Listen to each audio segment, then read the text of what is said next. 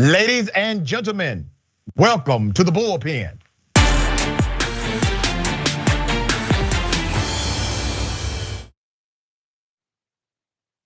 In the Bullpen today, we have none other than my dear friend who is simply misguided in his political beliefs, Shelley Wynter, WSB radio superstar. I heard the show is going very well. Congratulations to you, sir. Thank you, brother. I can't say that you're being on here with you hasn't helped that. So thank you very much to the whole Indisputable family. Thank you, man. All right, we're going to talk about the filibuster, right? I don't want to presume what you know or believe about that topic. So if you would share your sentiment and I respond. Well, I think that I think Kristen Sinema says it best. Honestly, she says that if the idea is that we're going to push for the filibuster, or push to get rid of the filibuster when it's tight or when it's tied or when we have a slight majority of one vote cast by the vice president, all things being equal, it's a dangerous game to play. And I agree with her on that. As we know, the Republicans have been against the filibuster when they're in the minority, and Democrats have been for the filibuster when they're in the minority. So it's a game that's played, and I just think that Kristen Sinema said it best. It's not the game that you really want to play in order to force down the throats of the American people, something that is extremely unconstitutional. I will say this: there are some parts of both acts that they put together, John Lewis Act, Freedom to Vote Act, they put them together in the latest attempt to water it down. There's some things I'm for. I wouldn't mind seeing where donors of dark money comes from. I wouldn't mind that. Honestly, God, I would not mind to see where Stacey Abrams Fair Fight got $15.9 million from. I'd love to see her donors. So, but there's some things in it that I think are totally unconstitutional. So that's my take on it. Okay, so we're debating about the filibuster. So let me go back to the design of our American governmental system. The framers of the Constitution did not intend for the filibuster to be a thing. This was created much later in the formation of this country. It is not in the Constitution. Many will argue that it's actually antithetical to the sentiment of the Constitution, which the sentiment of the Constitution is based on this ideology that says majority rule. And those were the ones who opposed the initial law created, or the rule of the Senate chamber, that said we need this filibuster. They said, no, that's actually adverse to the Constitution. Let's be clear, the filibuster is not some great savior to democracy. The filibuster is not some great barrier to one track going this way and another track going that way. We were able to operate for 180 years without a filibuster as a country. And when you look at the use of the filibuster, it is rooted in racial issues or massive social legislation. So here's one of the nuances of the filibuster that I'm going to bring to your attention, dear brother. The filibuster was used by Dixiecrats, Democrats, to keep lynching as an allowable practice. It was used by Republicans and some Democrats in order to stop legislation to advance civil rights in the United States of America. It has been used, and I dare you to find a place in the historical construct of America where the filibuster was used as it relates to one of these social issues. And we said much later, whew, I'm so glad they used the filibuster. It has been used to stop progress. And let me also point out this factor. The numbers don't add up. So literally, we have a scenario where 41 US senators, who can by math technically only represent 1/3 of the population in America, can effectively stop 100% of the legislation in the US Senate. That is not the sentiment of democracy. I think that is an antiquated system rooted in a relic that should be no more in this country. And if you agree that it should be in place because it develops democracy somehow, make that argument. I never said that. I never said that. One. Number two, I said the acts themselves were unconstitutional because they removed the power to run elections from the states, which is definitely in the Constitution. It's there, it's written there that the states have the rights to run their own elections. Now, as I also said, there are some parts of both acts when they're put together that I have no problems with, like seeing donors to dark money. I don't have any problems with that.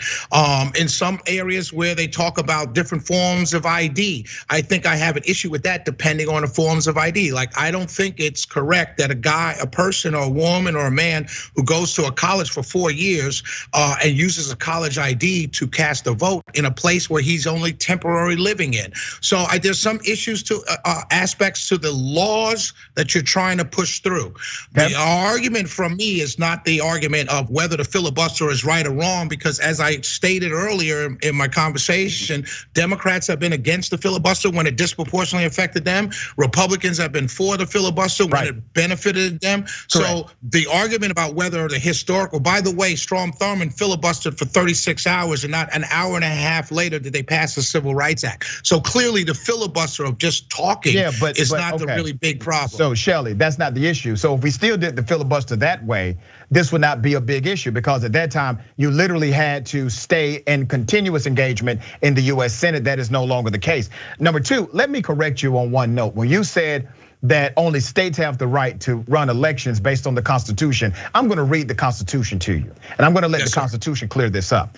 Article 1, Section 4, Clause 1 says, the times, places, and manner of holding elections for senators and representatives, etc., shall be prescribed in each state by legislature thereof. But, this is in the Constitution, brother, but the Congress may at any time by law make or alter such regulations. It's in the Constitution. Right, but they can't alter. See, it's a very interesting point that you bring up. That's how we got to the first Voting Rights Act, because the Congress legislated to take away unconstitutional rules that states had put down. It didn't say that Congress can overrule the states unless the state's laws are already unconstitutional. So understand what you're reading to me only proves my point, my brother. No, it doesn't. It does. It absolutely does. I just told you the historical fact. When you make a blanket statement and you say, well, it's unconstitutional for the federal government to be involved in election laws, which by the way, many Republicans have said that. The actual Constitution says Congress may at any time by law alter such regulations. It doesn't get clearer than that, brother. It is, I just said it was. If the state's law is already unconstitutional it's already unconstitutional. That's why you got the Voting Rights Act. We got the next show coming up, so I want to make sure we get this point out. I actually agree with you on one point about Republicans and Democrats both playing this game. I want to remind everyone that Harry Reid, who was the Senate Majority Leader, abolished the filibuster for select administration post of President Obama. The same thing was done. Mitch McConnell did the exact same thing. So both sides literally have been hypocritical as it relates to this. My argument is outside of the framework of their partisan bickering. My argument is this: when the majority of America says, here's the legislation, here are the leaders we would like to elect in order to present legislation we believe in, that needs to be heard. It makes no sense to have a country where literally the minority of senators, who by math will only represent a little more than 1/3 of the population of America, will be able to stop 100% of all legislation in the country. That makes no sense at all. The Senate was designed as a deliberative body. The Senate was designed. But the filibuster was not. The filibuster was not, I said brother. The Senate.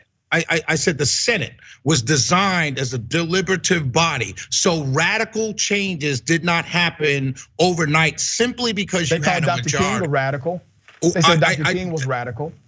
Yeah, they said John Brown was radical. They said he was crazy. So that's not the conversation I'm gonna have right now. The conversation I'm gonna have with you is that if you want to push this Voting Rights Act, push it in a sensible way and without taking away. Politico did a deep dive on the whole Voting Rights Act, and they had 3 things that they asked people were most important on their mind for Voting Rights Act. You know what the number 1 answer was? None of the above. This idea that American public wants the Voting Rights Act to pass is not true. That's why the Democrats and Joe Biden are only talking to his base by talking. No, you're going to tell me a poll that shows people are interested in voting rights. Yeah. Everyone's interested in voting rights. Republicans are interested in voting rights. Yeah. Hence, stop the steal. That's voting rights. So yeah. The point is, if you ask a global question, you're going to get a global answer. But when you drill down on it, right now, people are not interested in this legislation. Okay, let me tell you this, brother. First of all, the polling data does say that 68% of Americans are actually for voting rights reform in America. Also, everybody is. That's why you have to stop the steal. Hold on, brother. Allow me to respond to what you just said. Out of that, 52% of Americans believe that for the sake of the Voting Rights Act, we should eliminate the filibuster. They also, 51% of voters believe that we should do the same as it relates to the minimum wage, give it a fair up and down vote. And many of these individuals, Shelley, they aren't supportive of the legislation. They simply would like an up and down vote and it to be settled. All right, listen. I don't mind an up and down vote. I don't mind an up and down vote. Okay, so you're going to get you're going to get 50-50 in an up and down vote. No, you don't. Deciding vote. Yeah, you're going to get I said 50-50. Right, so I said you're gonna get, so here's my point, going back to what you said about how we got 30 seconds, brother. I'm sorry, we got the next show. I got you, 41% of people should not be held up 100%. You're gonna have a 50-50 vote if you have up and down vote, and one person is gonna cast the winning ballot. So how is it fair, if it's not fair for 41% to hold up legislation, how could it be possibly fair for one person to cast the deciding vote? My brother, God bless you, Happy New Year. God bless you, man. I know that makes a lot of sense in your mind.